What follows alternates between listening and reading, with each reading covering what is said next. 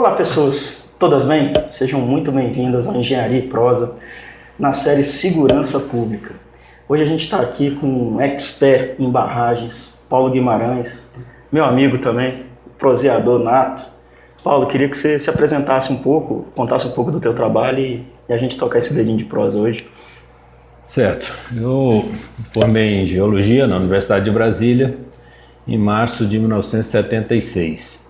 Nesses quase 44 anos, eu trabalhei em várias empresas, Brasil afora e algumas fora do Brasil, e convivi com projetos de construção e inspeções de uma quantidade de barragens de vários tipos. E algumas atividades em outras áreas, como portos, aeroportos e estradas, túneis, etc. Embora haja túneis em barragem, mas outros tipos de túneis.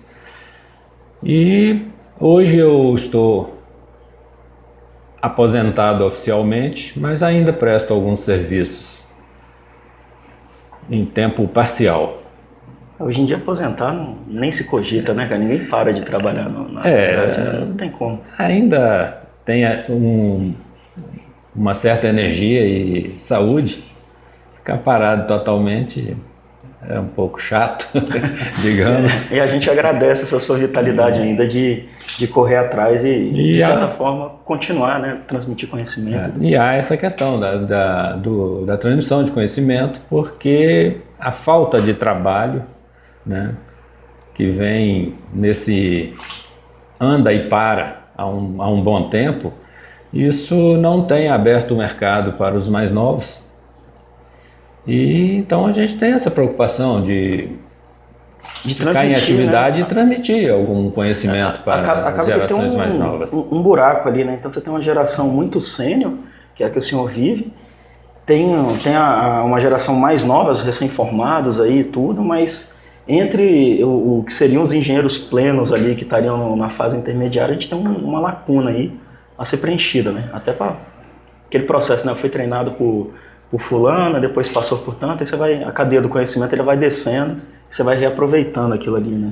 Exato, nós trabalhamos um bom tempo no Brasil com equipes, digamos assim, completas, onde havia engenheiros sênior, médio, júnior e estagiário.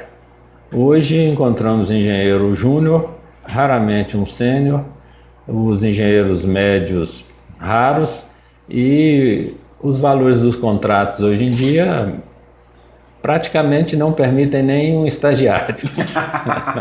A remuneração da mão de obra do profissional Exato. Que é uma coisa que eles vão espremendo, eles acabam achatando numa curva não muito propícia, né? Então, exato. Quem adquiriu muito conhecimento é achatado ali para o valor de entrada no mercado, e o cara que está entrando no mercado, ele é colocado na mesma faixa do... Exato. E porque na nossa legislação, um profissional que acabou de sair da escola, ele é considerado um profissional igual ao outro qualquer. Pleno, né? Pode fazer tudo. É engenheiro? É engenheiro. Então, pode tudo. Pode tudo. Na engenharia. E nós sabemos que a realidade não é bem essa. Existe todo um processo de treinamento, de amadurecimento, de entendimento até, né? de vivência, digamos assim, do que exatamente, porque nossas academias, elas, em geral, algumas exceções, mas em geral elas não estão muito próximas da realidade do mercado. Entendi, então acaba formando de profissionais com uma determinada competência, ou que não é absorvida pelo mercado, ou que o profissional tem um conhecimento teórico, mas não, quando ele termina o curso, raramente ele viu a realidade, ele participou de alguma da realidade da vivência e tal, né? Então essa vivência profissional, ela se torna muito importante, porque os métodos e as técnicas, tanto de projeto quanto de construção, elas evoluem constantemente. E deveriam, né? Evoluir. E devem evoluir, isso é necessário. As tecnologias se desenvolvem rapidamente e isso deve ser incorporado.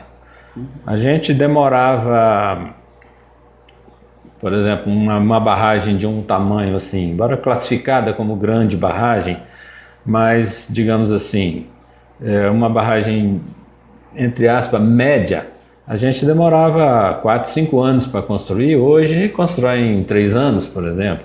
São novas tecnologias de construção, novos equipamentos, etc. Mas, novos processos, né? Exatamente, são decorrentes da evolução tecnológica. Mas a gente hoje chega a uma obra, as equipes são normalmente muito jovens, Entendi. com pouca vivência. E às vezes tem um conhecimento que já foi, ou uma técnica que já foi difundida ou foi aperfeiçoada com um determinado grupo mais sênior ali. A gente estava até comentando isso, né? E aí acaba que o pessoal novo, até por desconhecimento daquela técnica ali, porque não houve divulgação, não houve publicidade daquele negócio, acaba pegando e falando, não, vamos repensar aqui e fazer, não pelo desconhecimento que já existia alguma coisa pronta ali, né? Sim.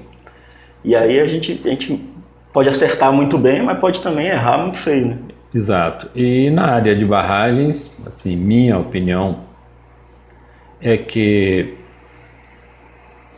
as mudanças de mercado, elas tiveram influências positivas e alguma influência bastante, eu diria, bastante discutível. O cliente nessa área era do ramo, digamos assim. Quem contratava eram profissionais de engenharia eram ou de empresas da área, por exemplo, as empresas de energia no Brasil contratavam. Então, quando sentávamos à mesa, o cliente era da área, ele tinha o conhecimento da área, o projetista e a construtora.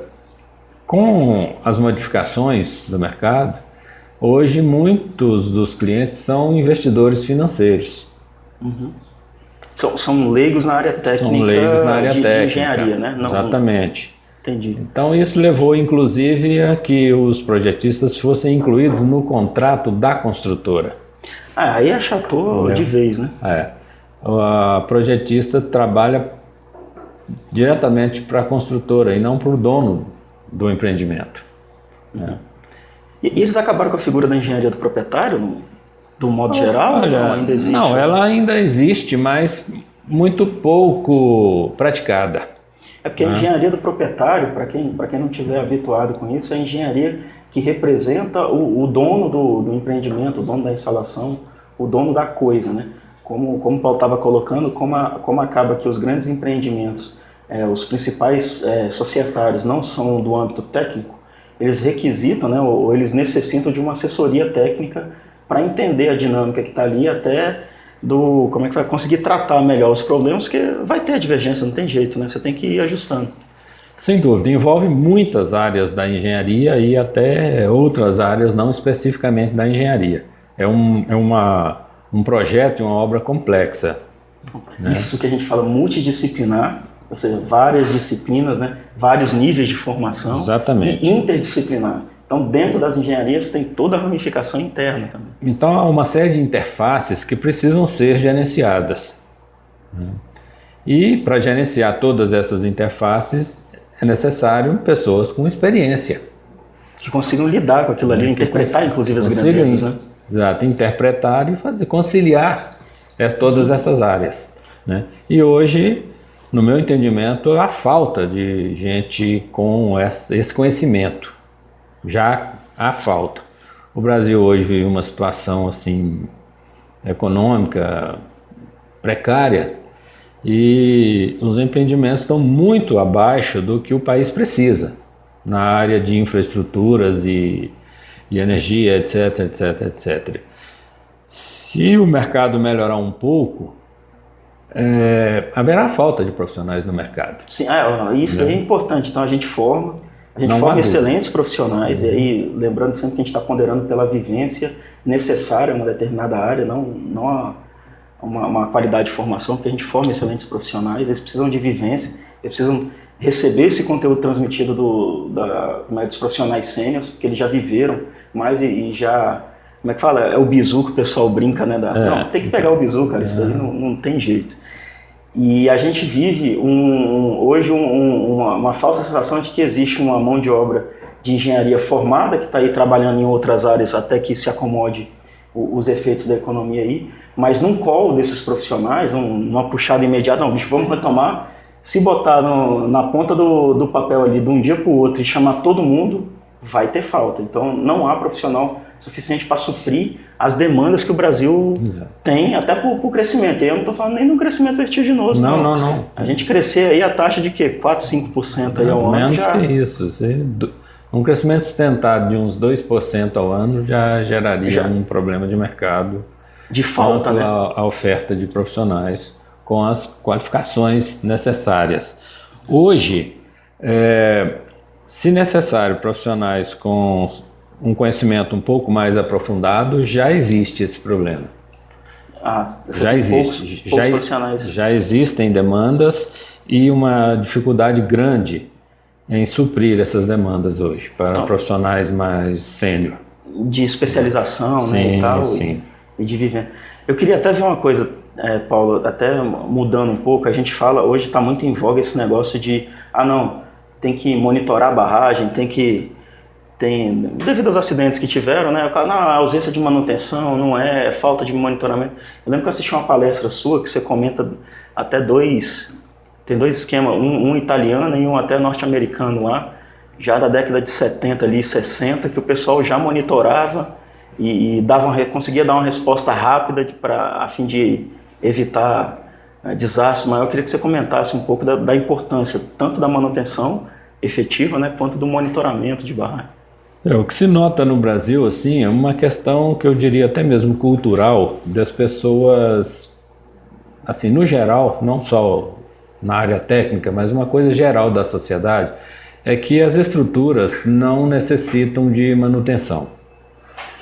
Estruturas, equipamentos são, assim, não tem, no geral a gente não conhece, com algumas exceções obviamente, mas a gente não conhece os programas sistemáticos de monitoramento e manutenção. Na teoria existem, quando se faz um projeto de uma barragem, a instrumentação está incluída no projeto. Mas depois isso fica enferrujando lá, porque mesmo que os dados sejam lidos, eles são arquivados, não são devidamente analisados. Eu poderia até falar de um caso específico, em que nós projetamos uma barragem, incluindo a instrumentação, acompanhamos a construção e quando já não estávamos mais acompanhando, recebemos os primeiros dados da instrumentação. E constava que todos os medidores de nível d'água na fundação se apresentavam secos. Sem leituras, leitura zero, né? Zero, seco. Todos os medidores de nível d'água na fundação da barragem. Ora, toda e qualquer barragem em qualquer lugar do mundo tem água na fundação. No princípio, ela está contendo a água ali, ela vai filtrar, vai passar do jeito. Isso, claro, nos chamou a atenção, pedimos para que isso fosse revisado e pouco tempo depois chegaram novas leituras com o mesmo resultado. Os medidores todos secos. Então um engenheiro sênior da nossa equipe foi à obra e de lá mesmo ele nos informou o seguinte, que o projeto especificava os manômetros nos medidores com até 5 quilos, porque a carga hidráulica era da ordem de 30 metros. Então isso daria aí coisa de uns 3 quilos por centímetro quadrado, né? Aí você captava 5 de pressão, né, como máximo?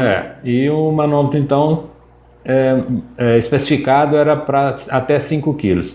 Os manômetros instalados eram para 50 quilos. Putz, então... Isso é equivalente a uma coluna d'água de 500 metros. Óbvio que esses manômetros jamais mediriam qualquer coisa. Então, está dentro, inclusive, do erro instrumental, né? Todo instrumento ele tem um erro associado à própria leitura dele, né? Exato. Então, os medidores foram abertos e todos tinham água.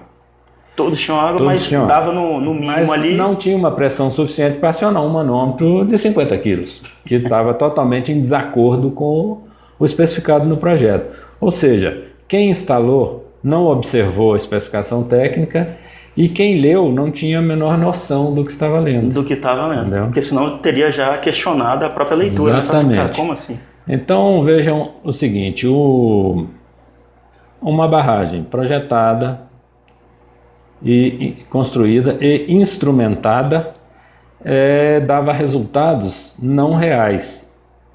Se esses dados fossem aceitos, poderia acontecer algum problema e cairíamos nesse terreno que vemos hoje. Uma barragem rompe, mas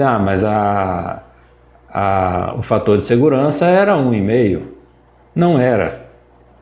Não era? Não, no projeto foi concebido. Na verdade não era. O real não era isso. Ah, no real. Porque uma barragem só rompe quando o fator de segurança cai abaixo de 1. Cai abaixo, rompe, né? Rompe quando cai abaixo de 1. Então, se rompeu, o fator de segurança não era 1,5, que é o fator típico para adotamos para uma barragem. Não que ela seja subdimensionada. Às vezes os esforços que ela foi projetada estão maiores e tal. Para uma operação normal, adota-se 1,5 como fator de segurança. Para uma condição excepcional, como uma cheia não frequente ou um problema qualquer, 1,3, e para um efeito sísmico, 1,1. Sísmico, aí tem muita coisa. Então, essa barragem deveria suportar, inclusive, um determinado efeito, se um determinado efeito, uma aceleração sísmica, e esse fator de segurança seria 1,1. Então, essa barragem ficaria íntegra até esse limite. Até o limite, até de um abalo sísmico, claro, dentro do histórico que é aquela região ali. Dentro do histórico sísmico da região e considerado nesse projeto, uma barragem deveria continuar íntegra, mesmo sob esse efeito sísmico. A não ser que fosse maior, né? Aí sim, fugia dos parâmetros. Claro. O senhor comentou também de cheia, fala muito de taxa de recorrência, né? Sim. Quando bota a maior cheia de 25 anos, 50 anos, né? Como? Para o projeto da barragem, durante a construção, adota-se aí, isso é um pouco variável porque depende das condições locais também, de várias questões técnicas. E dados disponíveis também. Que isso, a gente tem claro. Né? E quando os dados são ruins, isso exige um pouco mais de cuidado até. Né? Mas para o efeito de construção, adota-se aí uma recorrência de cheias para 50 anos. E isso significa para os não envolvidos nesse assunto, significa uma cheia que só aconteceria uma vez a cada 50 anos. Dentro do ciclo ali. Isso. E, inclusive, as seguradoras exigem que a gente considere esse tempo de recorrência. A própria seguradora? A própria seguradora. Ela não segura a obra com tempos de recorrência abaixo de 50 anos. Isso é o normal. Pode haver um caso específico onde se considera aí 25 anos, etc. Mas normalmente as seguradoras exigem um período de recorrência de 50 anos para as ensacadeiras de proteção da obra. Né? Mas para a obra definitiva, na maioria das vezes, nós consideramos um período de recorrência de 10 mil anos para o vertedouro. 10 mil? 10 mil anos. Mas tem data, tem dado disso? A gente tem catalogado? Não existem dados assim com toda essa extensão. Então, adota-se os dados existentes e faz uma regressão.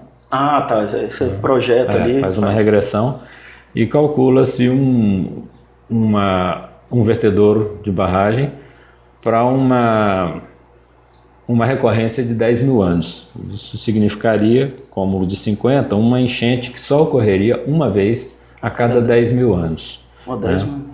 Então haja manutenção, né? Para tu segurar até os 10. Exatamente. E só que por ser um estudo estatístico, uma recorrência, porque não existem dados registrados durante 10 mil anos, então isso significa o seguinte, que nós podemos dimensionar um vertedouro de barragem para uma cheia dessa, mas nós não sabemos se essa cheia ocorrerá nesse ano ou daqui 999 anos.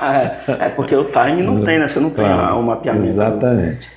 Que aí entra muito também, não que não tinha, claro, 10 mil anos não se pensava nisso, mas até a própria história da civilização e tal. tem que... entra muito naquilo também que você está colocando. O cara que às vezes está captando ali os dados, que nem foi do instrumento que você estava comentando, ele anota aquilo ali numa prancheta no negócio e o que ele faz com aquilo? Ele não faz nada, não entra com o repositório, aquilo não é interpretado e não... Serve para dizer só, tá ou não tá, né? Ou então tá seco, quando que na verdade não tá. Exato. Esse é o maior problema da instrumentação hoje. A maior parte da instrumentação instalada em barragens no Brasil, na verdade, ela está, digamos, sejamos claros, elas estão abandonadas. Entendeu? Hoje você tem uma quantidade enorme de barragens. Né? E uma grande parte daqueles dados que são coletados, eles simplesmente não são devidamente avaliados. Porque hoje usa-se muito esses programas de computador, não que os programas sejam ruins, eles são bons, mas se o dado de entrada estiver ruim, o resultado é ruim. É ruim, vai sair da outra ponta lá, você não sabe o que é. E barragens, elas não aceitam remendos. Barragens precisam ser bem projetadas e bem construídas. Né? E mais que isso, monitoradas ali, né? Com monitoradas para que se saiba com clareza se elas têm o desempenho considerado no projeto. Desempenho, isso daí é importante você ter comentado, porque hoje você tem um amplo normativo de desempenho, exato. Só que no projeto você considera o desempenho daquela barragem, até por simulação de esforços, enfim, né, estabilidade, né? Exatamente. Só que esses dados de desempenho acabam se perdendo no processo, ou seja, quem constrói recorre a isso, mas já está, como é que se fala, está definido já, então você fez ali os ensaios, o desempenho esperado é esse, você tem que construir dessa forma, ele vai lá e constrói. Aí quando entra a operação e manutenção, né, OIM que eles chamam, sim. Quando entra o OIM, ele não recorre àquela linha base que foi projetada lá, né? E aí você não tem um parâmetro de comparação, né? Exatamente. E mesmo quando tem esses resultados, muitas vezes eles não são processados. Fica no canhotinho são ali, né? simplesmente registrados e pronto. Né? E muitas vezes, como eu comentei antes, as pessoas que estão lendo os instrumentos, às vezes fazem anotações falhas e às vezes não compreendem exatamente o que estão fazendo.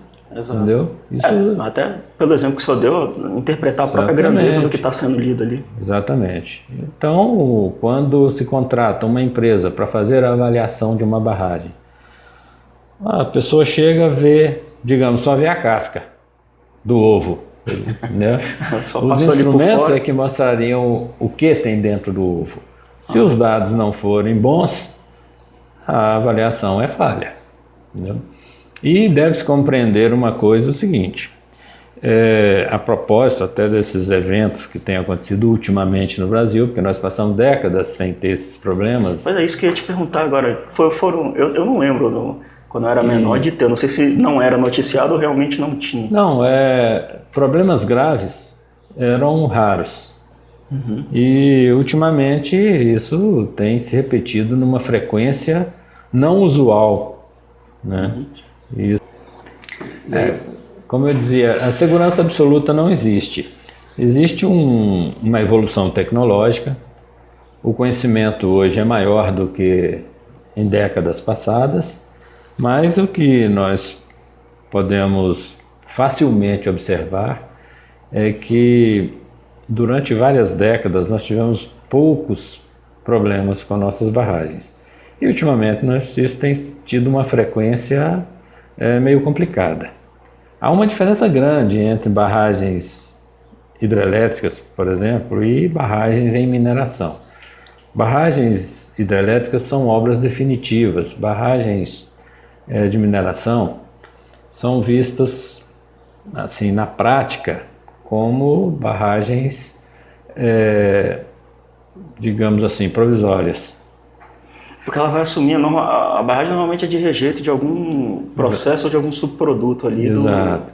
Então elas são construídas ao longo do tempo, embora o projeto dela seja inicialmente definido, mas elas são construídas porque elas não são preenchidas rapidamente. Esse é um processo de 30, 40 anos. Que vai enchendo. Exatamente. Então elas são construídas por partes. E muitas vezes são construídas por partes e cada parte muitas vezes é feita por empresas diferentes. Tá. E tem uma outra questão que a mineradora é uma empresa que tem todos os processos inerentes à mineração e não à construção de barragens. Então ela subcontrata. Sim, né? E cada etapa muitas vezes é feita por uma empresa diferente. E nesse processo de anos, etc., ocorrem inclusive modificações técnicas, evoluções técnicas, etc. E às vezes a gente tem observado que essas etapas construtivas muitas vezes são feitas de uma forma até mesmo diferente daquilo que previa o projeto. E o projetista muitas vezes não é envolvido nessa questão. Não, Ele não entendi. avalia a mudança executiva. Entendi, porque são, sei lá, 30, 40 anos em média para preencher. Exatamente. E ela vai sendo preenchida, como é que é? Vai sendo construída como se fosse em camadas. Salteada por partes. Aí vai subindo e acaba que entre uma fase e outra.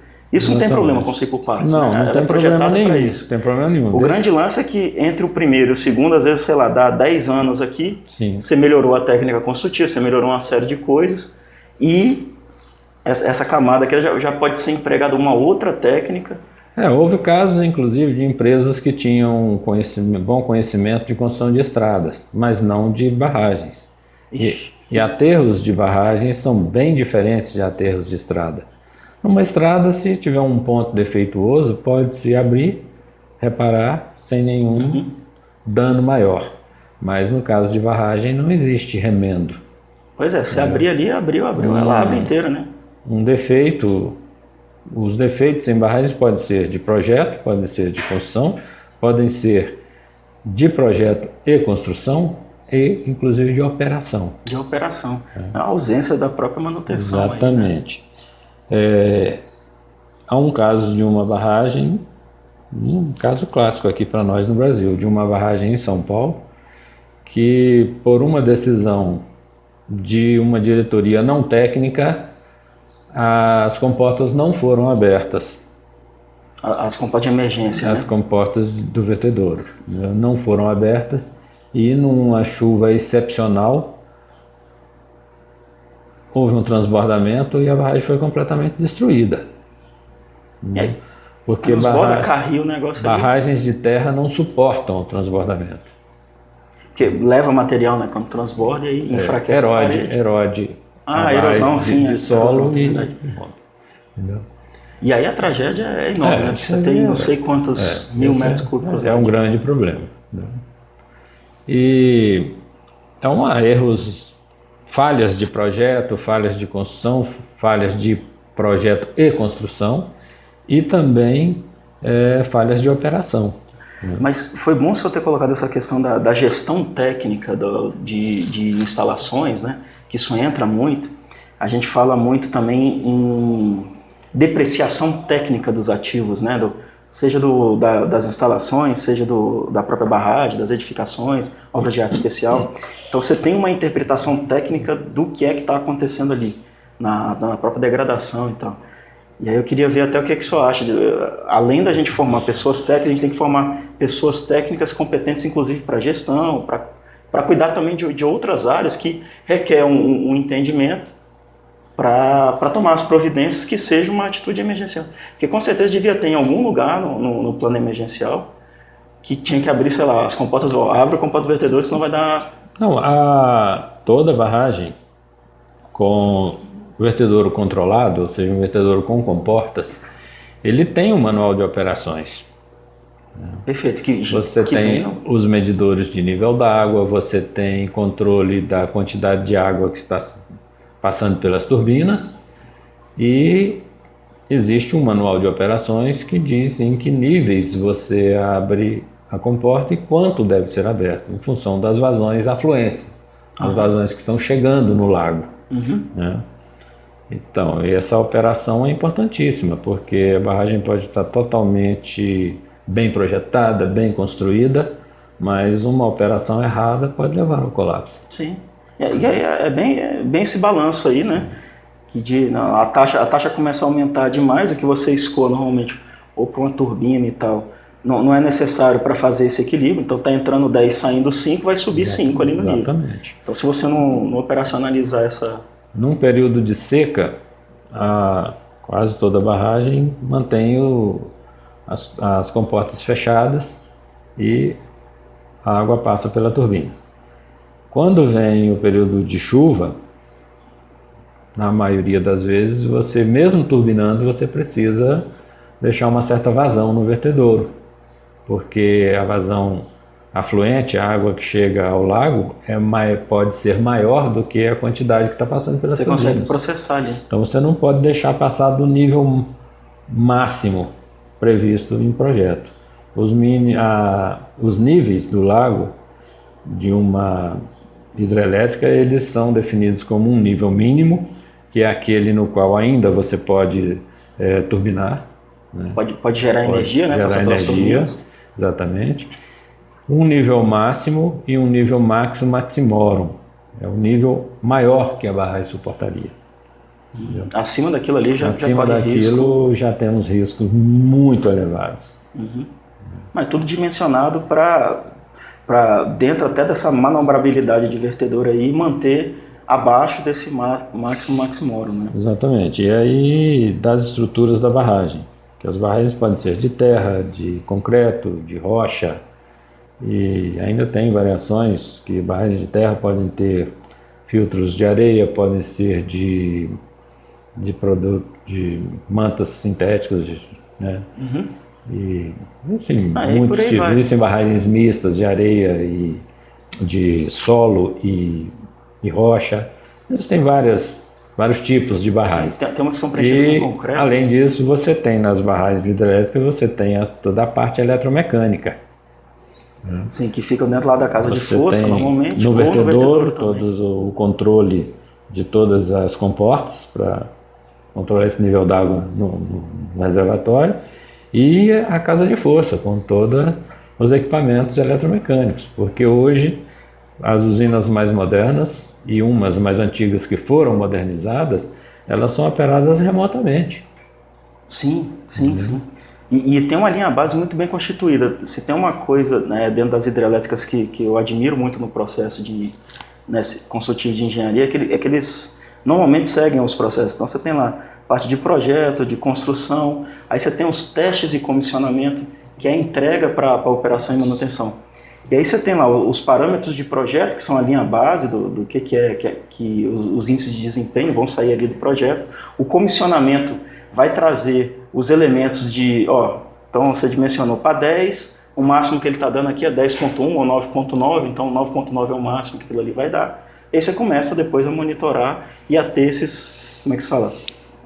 Os índices de desempenho. O que a gente fala muito aqui é gerir isso. Então você está monitorando o que você está fazendo com essa informação. Exatamente. Esse comissionamento, em termos práticos, nada mais é do que o teste do equipamento para a entrega final. Né? E se ele atende às especificações de projeto. E depois, durante a operação, com o tempo, obviamente ocorrem desgastes. Sim, né? Não, de tudo, né? E esse monitoramento, ele é fundamental, né, para a boa saúde desse conjunto. Não, o monitoramento, a própria calibragem, né? Então os instrumentos também sofrem deterioração, você tem que estar constantemente num plano de calibração e aferição daquelas medidas, enfim, você tem todo um... O uso desgasta. Usou até exatamente. Então é necessário manter tudo num padrão de operação adequado, que está definido em projeto. Que está definido, assim, um projeto bem concebido, né? Ele vai estar com tudo isso. Então é preciso monitorar e fazer as manutenções que se apresentarem necessárias. Não se pode deixar acontecer para tomar providência. Tem muito uma falácia de que manutenção é caro. Não, manutenção é barata. Caros são os acidentes. Caros são os acidentes, porque você vai, além da corretiva, você tem a contenção, aí você tem as outras medidas de reconstituição, né, dos danos. Exatamente. E esses danos, muitas vezes, eles não são reparáveis, como as vidas humanas. Exato. Né? Isso não é reparável. Você não tem como voltar a isso. A parte física pode custar muito caro, mas é passível de reparo. Né? Mas a parte envolve a parte humana. E isso não é passível de reparo. Sim, não, você não tem como voltar. Não tem como. E a noção também de caro, porque às vezes as pessoas também confundem o que é caro e o que é dispendioso, né? Exatamente. Caro é o que não vale a pena, né? Não. O senhor define muito bem isso. Exatamente. Então a noção do caro é quanto vale a coisa, e aí a gente perde um pouco a noção, porque o sistema de precificação hoje é só pro final, mas quanto vale exatamente aquilo ali? Exatamente. É que precisa ter isso em noção. Se vale 10 e o pessoal está desembolsando 12, ok, é caro. Se vale 10 e o pessoal está desembolsando 9, não, é barato. Pode ser dispendioso, que aí você está envolvendo grandes volumes de recursos, né? E, enfim, tem que balancear isso e a manutenção bem feita, se a gente parte para preventiva. E se o sistema de monitoramento for suficientemente evoluído e maduro, você pode partir para preditiva, que é você começar a tentar adivinhar, ou dentro de um algoritmo, dentro de uma lógica ali, aonde que vai falhar. E aí atuar de uma maneira preventiva, dizendo, ó, vai falhar o equipamento, isso tem muito, sei lá, em turbina lá no pré-distribuidor. Então, tá dando nível excessivo de vibração no pré-distribuidor ali, a tendência é que vai estourar algum nível de rolamento ali. Então vai lá dentro de uma parada programada, substitui o rolamento dentro do prazo ali, e pronto, você acaba com aquilo ali, ele não vai estourar, não vai derramar óleo, não vai, enfim, né, tem uma série de às vezes até cair alguma coisa para bater no turbina. Aí isso pode danificar, inclusive, outros elementos, outros componentes e outros equipamentos até. Né? Isso seria muito mais caro do que substituir um rolamento. Sim, pois é, e aí, só que aí, mais uma vez, se o gestor ali daquilo não tiver uma sensibilidade técnica de entender aquilo ali, então isso pode passar desapercebido. Não, é só um rolamento, troca depois, né? Isso. Porque o pneu do carro murcho, o cara só vai, não, depois eu passo no poço, e você culturalmente vai deixando para segurar a onda ali e dar um índice bom lá de manutenção, que seja. Exatamente. E com os equipamentos e os processos de hoje, essa questão da manutenção preventiva, ela realmente não é cara. Ela não é cara. Mas é trabalhosa, né? Então você tem que Mas é trabalhosa. Você precisa ter um sistema e precisa ter pessoas qualificadas. Para estar fazendo. Então. A gente comentou muito de vertedouro com atuadores, né? Com comporta e tudo. Mas existem vertedores também que são, sei lá, soleira vertente, por exemplo, que ele é feito para transbordar mesmo. Sim, nesse caso, esses vertedores, obviamente, não podem ser de terra, óbvio, né? Eles são em concreto. E tem vários tipos de vertedores de soleira livre, que a gente chama. Eles não têm controladores. Então, toda vez que o reservatório chegar naquele nível, verte. Verte, vai. Aí eu fiquei mais preocupado em dizer para o pessoal que não é, porque existem vertedores, inclusive, projetados para o transbordo, né? Sim, exatamente. E tem barragens que usam as duas soluções. Ah, tá. Uma para controlar usa as duas soluções. Por exemplo, para diminuir o custo das comportas, há casos em que, para diminuir o custo das comportas, faz uma parte do vertedouro com soleira livre, né, e uma parte com comportas. Ah, entendi. Porque aí te dá uma manobrabilidade ali. Você tem uma condição específica. Por exemplo, você tem um trecho ou toda a barragem feita em concreto. As condições de fundação permitem essa condição, e se você já tem uma barragem feita em concreto num determinado trecho, você pode eventualmente considerar um vertedouro de soleira livre, né, sobre essa barragem de concreto, e complementar a necessidade para a vazão especificada com um vertedouro controlado. Então você tem menos comportas ou comportas menores, o que custa menos, né? Então há uma série de questões a serem consideradas no projeto para otimizar essas coisas, né? Bacana. O que eu imagino é que tem Pode ter muita gente que está nos assistindo aí, que inclusive ainda está na graduação ali. Sim. E aí eu queria que o senhor desse um bizu para esse pessoal do tipo, tá, vou me graduar, né? Dentro da própria graduação você escolhe mais ou menos ali uma área de atuação, né? E o que o senhor poderia dar de bizu aí para esse pessoal que está estudando e que barragem agora é o assunto do momento, e imagino que tenha muita gente querendo ou se especializar ou entender um pouco melhor.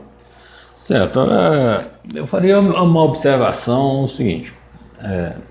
Primeira coisa, barragens, elas não rompem por problemas ambientais, elas rompem por problemas de engenharia. Eventuais problemas ou desastres ambientais são consequência da ruptura. Uhum. Mas as rupturas em barragens elas ocorrem por problemas de engenharia. Entendi. Eu entendo que existe uma certa confusão nessa história toda. É muito grave, podem ser muito graves as questões ambientais decorrentes de uma ruptura. E na maioria das vezes é realmente grave, porque as regiões são habitadas, tem toda uma infraestrutura, etc. E os próprios danos ambientais diretos, né? Como mas isso fauna, já depois, flora, né? Porque o pessoal às vezes inverte. Isto é consequência da ruptura. E a ruptura não tem a ver com problemas ambientais. A ruptura ocorre por problemas de engenharia. Essa é a primeira coisa. Segundo, para os mais novos que estão chegando, a primeira coisa é que precisa haver um processo de construção no país para que as pessoas tenham trabalho. Tenham trabalho. O Brasil teve lá pelos anos 40, 50, a importação de muitos profissionais de vários países, e isso foi uma partida aliada a um processo de construção de barragens no Brasil, né? Decorrente da industrialização, houve uma demanda maior por energia e houve um programa de construção de barragens no Brasil, etc. E se estruturou várias empresas na área, né? Só para atender essa demanda, né? Esse projeto de geração, né? E distribuição, e para isso precisavam construir as hidrelétricas principalmente. E isso aliado, houve a criação de uma escola de barrageiros no Brasil. Né? Por isso que a gente tinha uma mão de obra extremamente Exatamente. Hoje, com a situação econômica e todas essas condições de constrói uma coisa aqui, uma ali e tal, há um mercado de trabalho restrito. Né? Embora o Brasil hoje não tenha reservas energéticas assim. Eles estão pegando o que seria o sistema auxiliar ali, que era a termoelétrica, e tocando a pleno vapor para... Que seria para uma emergência. Que seria emergenciais, sim. Se a economia melhorar, não precisa melhorar muito, mas melhorar sistematicamente, nós teremos aí apagão de novo, né? O risco do apagão ou não? Eu acho que teria um risco de apagão, sim. Porque as termoelétricas que foram construídas para situações emergenciais, elas hoje operam... Elas estão operando normal, né? A pleno vapor. Né? Pois é. E ao caso da manutenção, elas não estão parando praticamente não nem estão fazendo manutenção, daqui a pouco também... E o desgaste delas é elevado. Sim, né? A questão de energia eólica e solar, elas têm um efeito relativamente pequeno na matriz energética.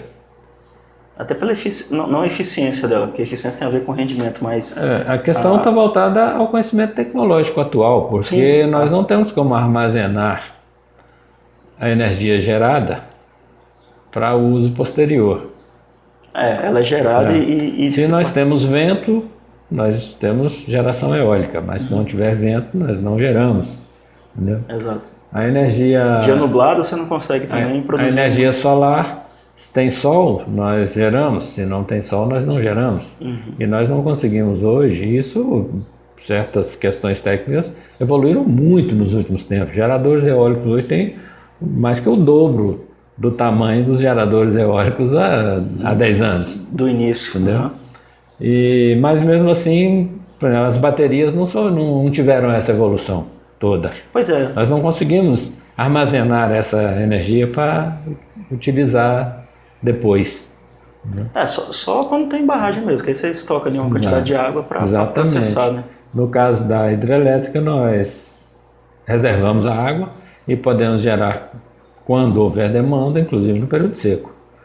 Outra questão que eu acho que é importante lembrar para todos que estão chegando é que de um tempo para cá, por toda uma legislação e questões ambientais, etc., as barragens não têm sido construídas com reservatórios, elas têm sido construídas a fio d'água. E eu penso que gerações futuras nos cobrarão isso aí. Porque você fez a intervenção. Nós estamos desperdiçando o potencial hidráulico do país.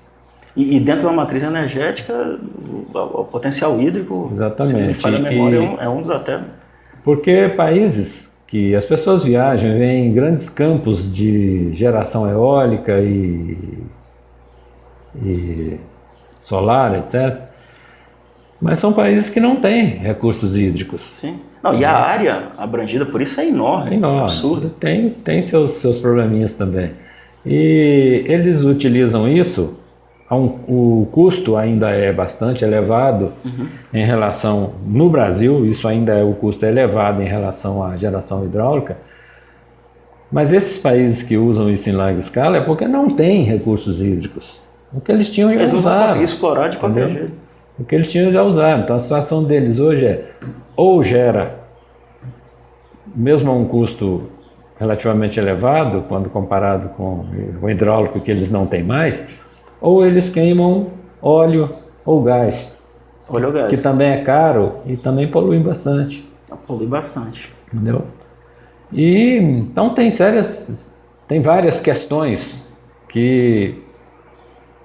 Sim, é por isso que fala em matriz energética. Exatamente. Né? Você tem várias fontes, uma balanceia a outra isso. E tal. E fala-se muito em energia limpa, energia limpa, energia limpa. A energia hidráulica é totalmente limpa, a água passa pela turbina e desce o rio. E desce o rio e continua. Acabou. Tem lá seus impactos? Óbvio que tem.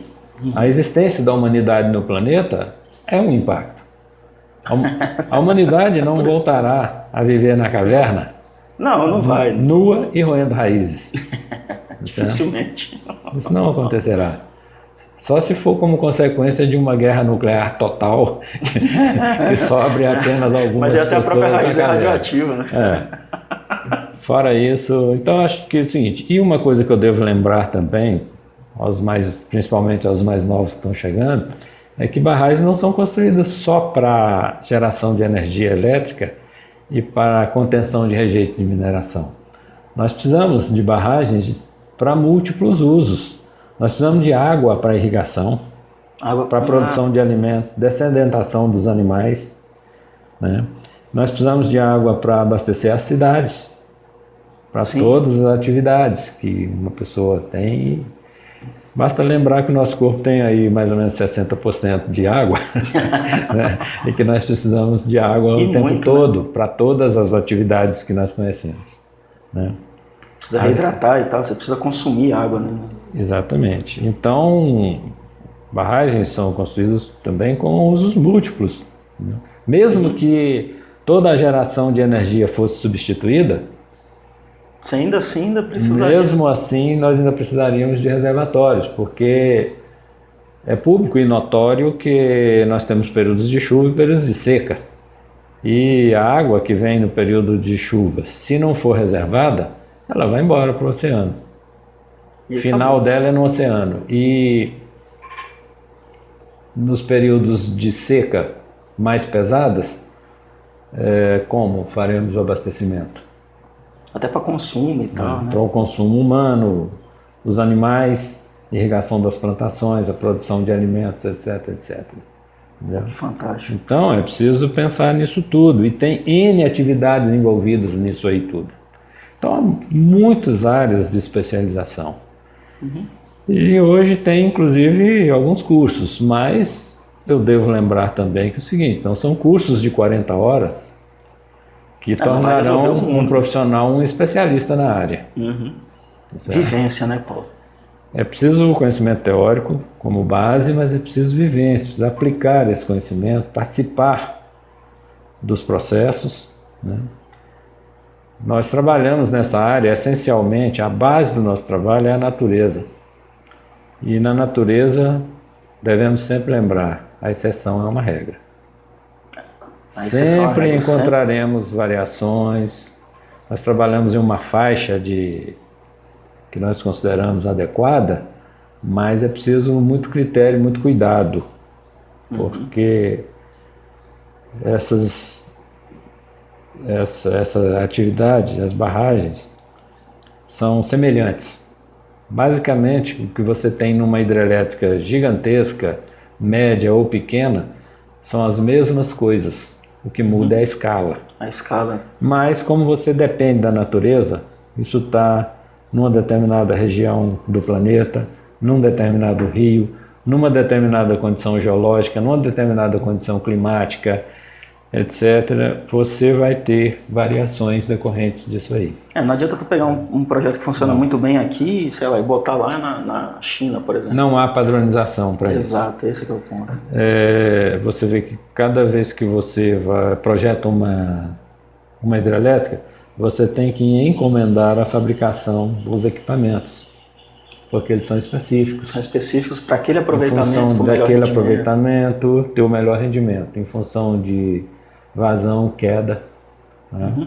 E o ponto mais adequado técnico-economicamente para aquele caso ali. A solução ótima técnica, econômica e ambiental, né? Exatamente. Se você... Que é o primeiro passo disso tudo aí. Não existe padronização para os equipamentos, porque se você usasse um equipamento padronizado, em uma barragem você poderia ter um potencial maior do que o desse equipamento, você estaria desperdiçando. Desperdiçando, exato. Em outro ponto você teria um potencial menor do que a potência do equipamento, então você teria um equipamento maior do que o necessário, que custou mais do que o necessário e está desperdiçado, porque você não tem... Ele nunca vai atingir o limite dele. Atingir o limite. A plenitude. Então eu diria o seguinte, para os mais novos, eles devem observar essa evolução tecnológica, procurar fazer os cursos inerentes nessas várias áreas, né?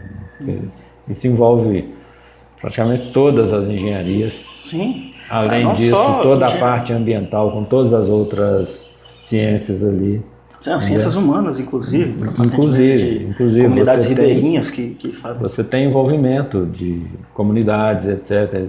Você tem que lidar com tudo isso. Sim, tem. Então, essa é a grande questão. Você tem todas essas atividades. Eu diria assim que praticamente todas as atividades humanas estão envolvidas numa por coisa isso que dessa. Eu adoro hidrelétrica por conta disso, cara. Os projetos são complexos e envolvem uma gama de formações. Então é preciso praticamente todos os profissionais e o gerenciamento dessas interfaces.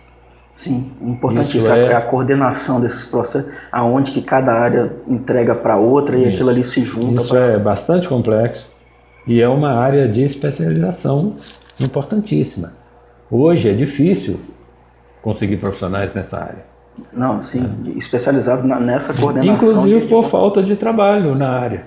Trabalho específico. É o que você está falando, né? Você precisa ter vivência, você vai ter vivência se tiver o trabalho ou o projeto ali em andamento. Exatamente. E aí uma dica para as empresas ou para quem é gestor ou sócio, ou enfim, é trabalhar a equipe não só multidisciplinar, mas ela mista, compondo tanto profissionais sêniores, quanto plenos e júniores, trazendo ali os aprendizes também, que aí vão ser os estagiários, ou até mesmo a figura do menor aprendiz, que virou um programa, não entrando nesse mérito, mas, enfim, a ideia é transmitir o conhecimento numa cadeia, incentivar isso, né? Exatamente. Então, assim, em linhas gerais, porque todos esses assuntos, eles podem ser aprofundados. Sim, num nível... Isso aí não... É assunto para muitas e muitas prosas. Num nível quase sem limite. Né? Inclusive porque novas tecnologias, novos conhecimentos são agregados sempre. Né? Então essas questões não têm um limite definido. Né? Uma coisa Mas no horizonte que nós temos hoje, Essa é uma panorâmica de uma realidade que nós vivemos. Você tem a visão geral, macro ali, né? Eventualmente a gente marca até umas outras prosas aí para a gente ir aprofundando. Mas uma coisa que é interessante é que uma grande estrutura, exemplo de uma barragem, ela não rompe de repente, do nada rompeu. Ela dá avisos.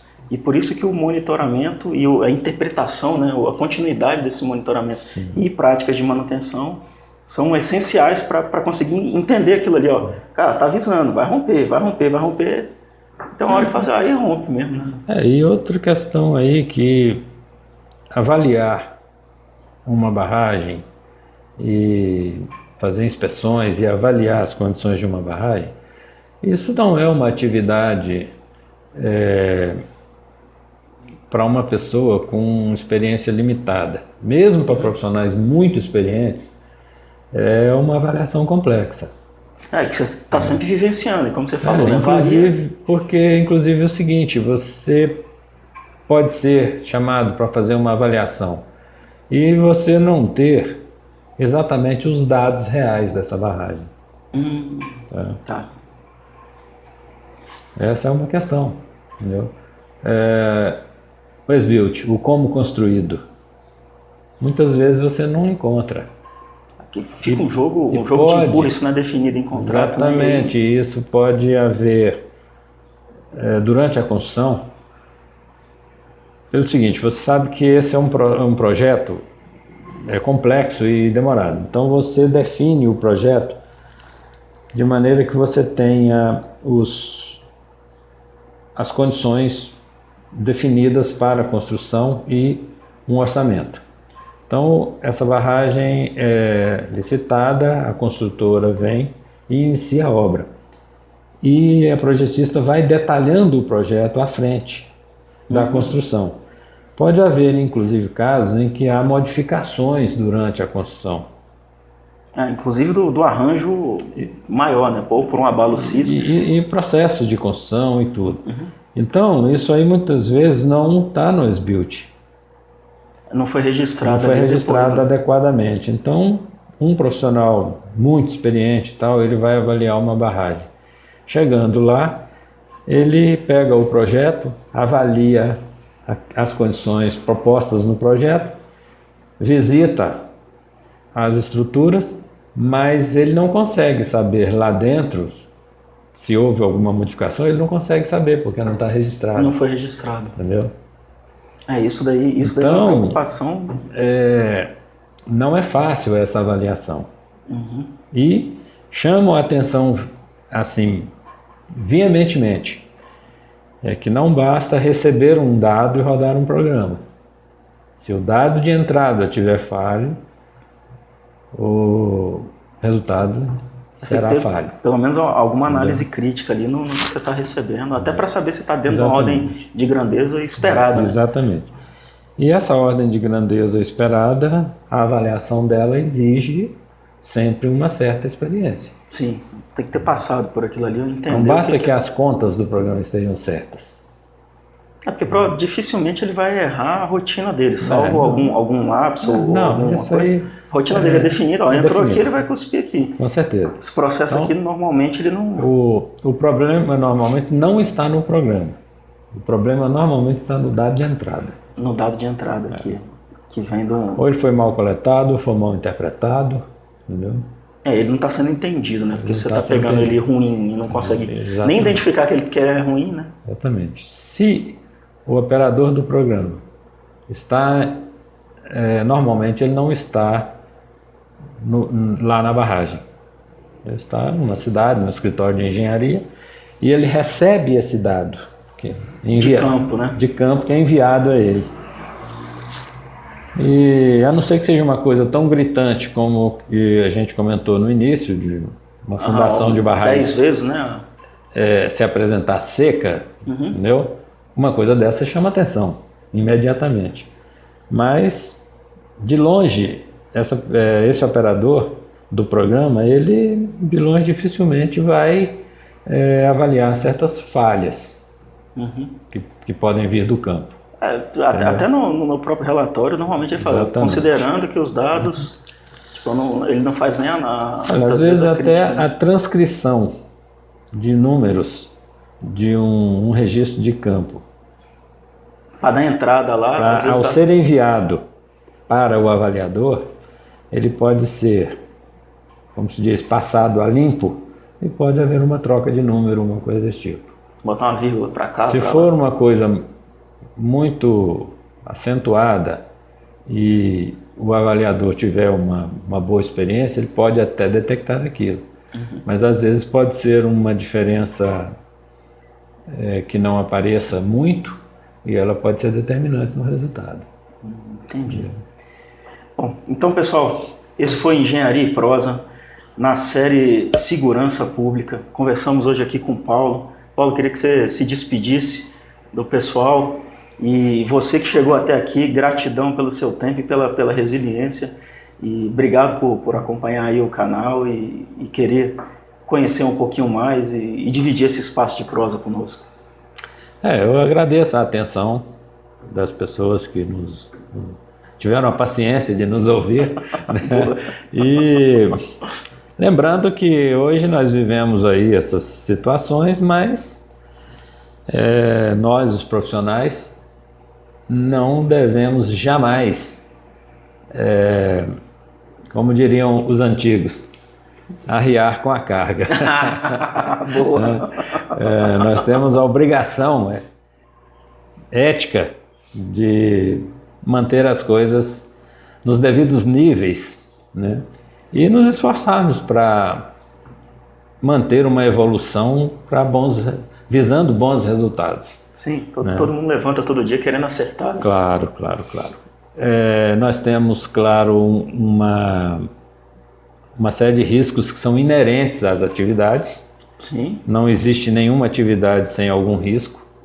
Como toda profissão, né? Como toda profissão, qualquer atividade tem um risco, né?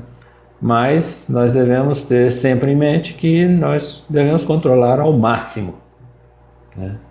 E a ideia de fazer bem feito é controlar os riscos. Sim, sem sombra de dúvida, não entregar qualquer coisa. Muito obrigado a todos. Um abraço, ficamos por aqui.